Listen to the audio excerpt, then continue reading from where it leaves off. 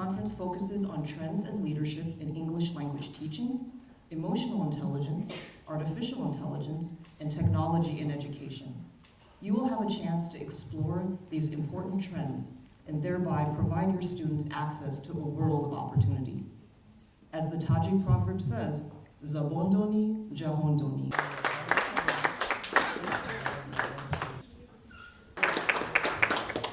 From Hamon, Sagar Bokega from GBA.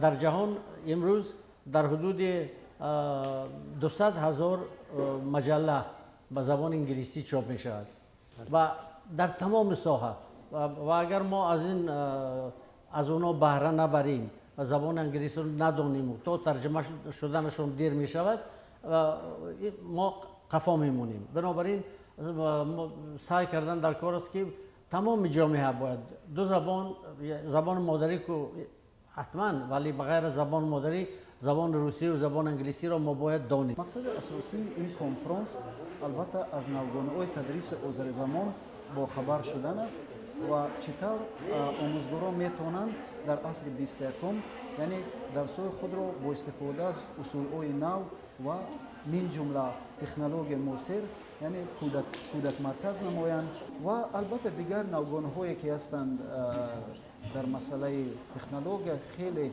مثبت ارزیابی میشه. من از آن جمله انا امروز در کنفرانس اشتراک میکنم لیکن درس‌ها میگذارم برای که من طریق تلگرام هم درس میدم و شاگردان من عین حال درس میفرستادم.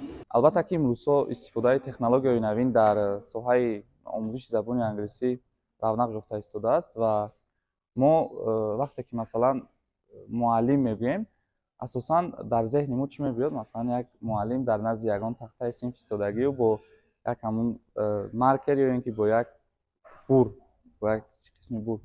البته که این گویم همون صورت است که ما میتوانیم سالهای 1980 یا 1970 ببینیم که معلم چگونه صورت دارد. در شبکه‌های اجتماعی ما فعالیت خودمون داریم و بغیر از این پلتفرم‌های آموزشی گوناگون استفاده میبریم و مخصوص طریق همونو درس‌های ما میگذارن. همه درس‌های ما در طریق آنلاینی هستند. پیدا شدن ذهنی صنعی، چت جی پی تی و غیره مردم خیال میکنند که بله ما همه چیز رو دیگر میتوانیم با واسطه ذهنی صنعی آموزیم، اما من خیال میکنم که یگان ذهنی صنعی یگان تکنولوژی جای آموزگار رو گرفته نمیتواند.